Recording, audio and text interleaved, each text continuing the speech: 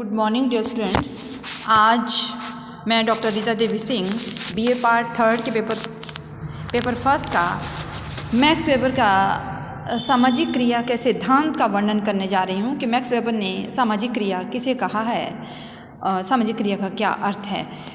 Max Weber का सामाजिक क्रिया का सिद्धांत अपने आप में समाजशास्त्र के लिए एक बहुत बड़ा योगदान है। इन्होंने सामाजिक क्रिया को समाजशास्त्र की केंद्रीय अध्ययन वस्तु माना है, जिसमें सबसे पहले इन्होंने समाजशास्त्र को परिभाषित किया है, क्योंकि बिना समाजशास्त्र के अध्ययन के हम सामाजिक क्रिया का वर्णन नहीं कर सकते हैं। तो आप जानते हैं समाजशास्त्र को परिभाषित करने के लिए इन्होंने कहा है कि समाजशास्त्र वह विज्ञान है जो सामाजिक क्रिया के व्याख्यात्मक बोध का प्रयास करता है। अर्थात समाजशास्त्र वह है जिसमें हम सामाजिक क्रियाओं को करने का, उनकी व्याख्या करने का प्रयत्न करते हैं, ताकि उसकी दिशा एवं परिणामों के कार्य कारण संबंधों को स्पष्ट किया जा सके। क्यों किया जाता है, क्यों व्याख्या की जाती है, क्यों व्याख्यात्मक बोध आवश्यक है। इसमें कार्ल मार्क्स का कहना है कि किसी भी सामाजिक क्रिया का व्याख्यात्मक बोध इसलिए आवश्यक है ताकि हम उस क्रिया की दिशा एवं परिणामों के कार्य कारण संबंधों को स्पष्ट कर सकें। क्यों इन्होंने इन्होंने समाजशास्त्र को एक विज्ञान के रूप में परिभाषित किया है और जिसमें कार्य कारण संबंधों को स्पष्ट किया गया है। अर्थात यह सामाजिक क्रिया उसके दिशा एवं परिणामों के कार्य कारण संबंधों का ही अध्ययन माना जाता है। मैक्स वेबर ने सामाजिक क्रिया में दो प्रमुख आधार बताए हैं: सामाजिक क्रिया की व्याख्या करना और सामाजिक क्रिया के स्वरूप या कार्य कारण संबंध। अर्थात उनकी व्याख्या एवं संबंध के द्वारा ही कोई भी क्रिया पूरी होती है। यदि हम किसी भी क्रिया के कार्य कारण संबंधों का वर्णन नहीं करते हैं और सामाजिक क्रिया को परिभाषित नहीं करते हैं तो हम समाजशास्त्र को परिभाषित नहीं कर सकते हैं। मैक्स वेबर ने कहा है कि सामाजिक क्रिया के सिद्धांत की व्याख्या करने के लिए हमें लोगों से अंतःक्रियाएं करनी चाहिए। कैसी क्रियाएं करनी चाहिए? अंतःक्रिया मीन्स एक दूसरे के साथ अपने लक्ष्यों उद्देश्यों की पूर्ति के लिए जिस तरह से हम एक दूसरे की क्रियाओं को परिपूर्ण करते हैं, उन अंतःक्रिया को करना चाहिए, क्योंकि अंतःक्रियाओं से ही सामाजिक संबंधों का जन्म होता है।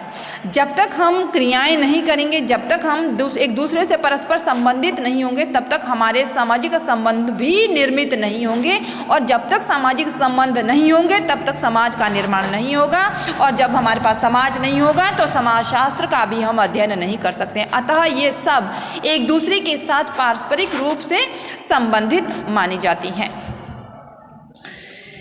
मैक्स वेबर ने सामाजिक क्रियाओं के 4 प्रमुख तत्वों का वर्णन किया है, जिसमें पहला है लक्ष्य, दूसरा है साधन, तीसरा है परिस्थिति, लेकिन सबसे महत्वपूर्ण है कर्ता।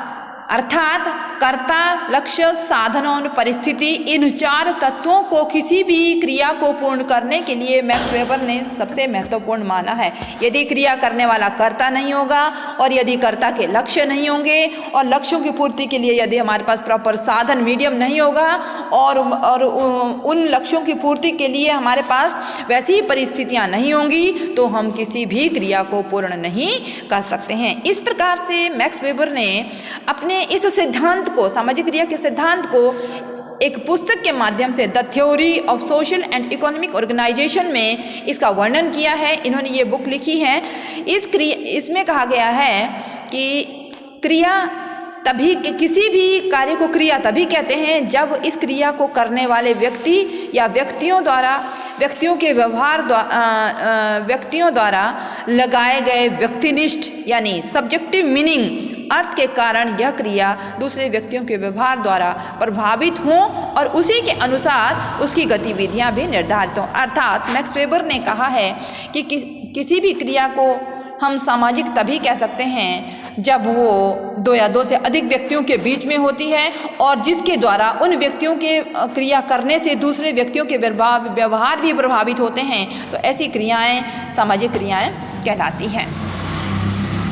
इसके साथ ही मैक्स वेबर ने चार प्रकार की क्रियाओं का वर्णन किया है, चार प्रकार की पहले प्रमुख विशेषताओं का वर्णन किया है, जिसमें इन्होंने कहा है कि नंबर 1, सामाजिक क्रिया दूसरे व्यक्तियों के भूतकाल, वर्तमान एवं भावी व्यवहार द्वारा प्रभावित होती हैं। अर्थात मैक्स वेबर का कहना है कि सामाजिक क्रियाएं हमेशा पास्ट, प्रेजेंट और एट प्रेजेंट भावी व्यवहार द्वारा प्रभावित होती हैं।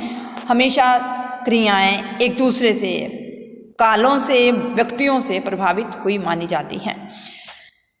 दूसरा है, प्रत्येक व्यक्ति की क्रिया सामाजिक क्रिया नहीं है। इनका कहना है कि ज़रूरी नहीं है कोई भी क्रिया हो और सभी क्रियाएं सामाजिक हो, क्योंकि कुछ क्रियाएं ऐसी होती हैं जो समाज के लिए अर्थपूर्ण नहीं होती हैं। इनका कहना है कि वे क्रियाएं सामाजिक क्रियाएं नहीं होती हैं।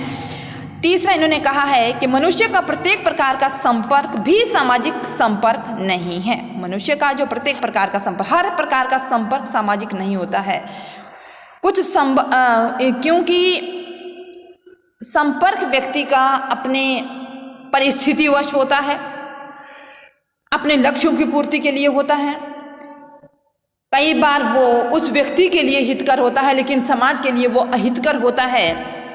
तो ऐसा संपर्क सामाजिक नहीं कहा जाता है।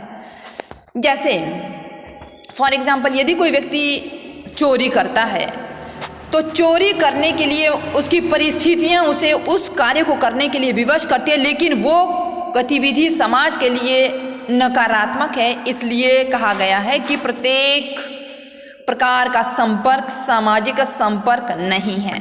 चौथी विशेषता इन्होंने कही है कि सामाजिक क्रिया न तो अनेक व्यक्तियों द्वारा की जाने वाली एक सी क्रिया होती है, एक सी क्रिया को कहते हैं, और न ही उस क्रिया को जो केवल दूसरे व्यक्तियों द्वारा प्रभावित होती हैं। अर्थात सामाजिक क्रिया न तो अनेक व्यक्तियों द्वारा, सामाजिक क्रिया जो होती है न तो अनेक व्यक्तियों द्वारा की जाने वाली एक सी क्रिया को कहते हैं, और न ही उस क्रिया को जो केवल दूसरे व्यक्तियों द्वारा प्रभावित होती है।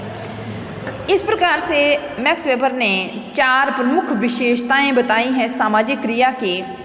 सामाजिक क्रिया के प्रकारों का वर्णन करते हुए मैक्स वेबर कहते हैं कि सामाजिक क्रियाएं चार प्रकार की हैं। पहले इन्होंने कहा है तार्किक क्रिया यानी रैशनल एक्शन, दूसरी इन्होंने कहा है मूल्यांकनात्मक क्रिया इवैल्यूएटिव एक्शन, तीसरा इन्होंने कहा है भावात्मक और संवेगात्मक इमोशनल एक्शन और अफेक्टिव एक्शन, चौथा इन्होंने कहा है परंपरागत क्रिया या ट्रेडिशनल एक्शन। अर्थात मैक्स वेबर ने सबसे पहले जब तार्किक क्रिया का वर्णन किया है तो इनका कहना है कि तार्किक क्रिया हमेशा साधन साध्य के आधार पर यानी तर्क के आधार पर संचालित की जाती है।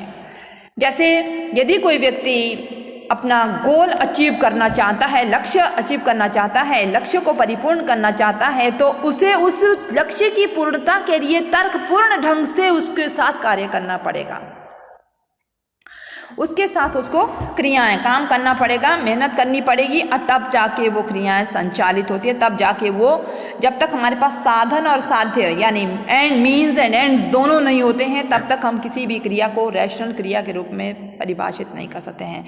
दूसरा इन्होंने कहा है इवैल्यूएटिव एक्शन। इनका कहना है कि प्रत्येक समाज में अपने मूल एवं मानदंडों की रक्षा करता है। क्या करता है? जो हमारे पास इवैल्यूएटिव एक्शन, जो मूल्यांकनात्मक क्रियाएं होती हैं, वो हमेशा समाज में पाए जाने वाली वैल्यूज़ एंड नॉर्म्स की रक्षा करती है। किसकी वैल्यूज़ एंड नॉर्म्स की रक्षा करती है तथा व्यक्तियों के व्यवहार को भी नियंत्रित करती है। अर्थात इवैल्यूएटिव एक्शन में हमेशा व्यक्ति अपने व्यवहारों को नियंत्रित करते हुए उसको पूर्ण करता है। तीसरा इन्होंने कहा है संवेगात्मक क्रिया इमोशनल एक्शन। जो क्रियाएं भावनाओं जैसे क्रोध, मोह, भय इत्यादि से संबंधित होती है, इन क्रियाओं को भावनात्मक या संवेगात्मक क्रिया के आधार पर परिभाषित, किसी से प्यार करना, किसी से घृणा करना, ये सब संवेगों के हमारे भाव के आधार पर होती हैं। इसलिए ऐसी क्रियाएं संवेगात्मक क्रिया कहलाती है। जैसे किसी की मृत्यु यदि होते हुए हम सुनते हैं तो उसमें हमारे संवेग और होते हैं, यदि किसी की शादी विवाह सुनते हैं उसमें संवेग और होते हैं। इस तरह से इन्होंने संवेगात्मक क्रिया का वर्णन किया है। अंत में इन्होंने परंपरात्मक क्रिया का वर्णन किया है, इसमें ट्रेडिशनल एक्शंस का वर्णन किया है। इनका कहना है कि ये क्रियाएं अत्यंत प्राचीन होती हैं। कैसी होती हैं?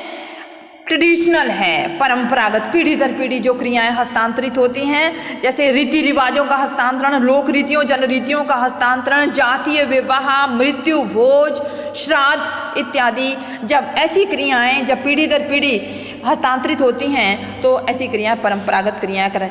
इन क्रियाओं में तार्किकता नहीं होती है, अतार्किक क्रियाएं कहलाती है। भावात्मक क्रिया, संवेग मूल्यांकनात्मक क्रिया और परंपरागत क्रिया, ये तीनों ही अतार्किक क्रिया है। लेकिन यदि हम तार्किक क्रिया का वर्णन करते हैं, जब हमारे पास साधन और साध्य दोनों मौजूद होते हैं, तब हम उस प्रकार की क्रियाओं का वर्णन इसमें करते हैं। इस प्रकार से इमाइल दुर्किम ने इन चारों प्रकार की क्रियाओं का वर्णन किया है। अंत में इन सभी उपरोक्त बातों से यह निष्कर्ष निकलता है कि सामाजिक क्रिया वे क्रियाएं हैं जो समाज के लिए अर्थपूर्ण होती है, जो समाज के लिए विकास, जो समाज को सफलता की ओर अग्रसर करती है, जो समाज को प्रगति की ओर ले जाती हैं। जो क्रियाएं समाज के लिए सकारात्मक होती हैं वही क्रियाएं सामाजिक क्रियाएं कहलाती हैं। Thank you.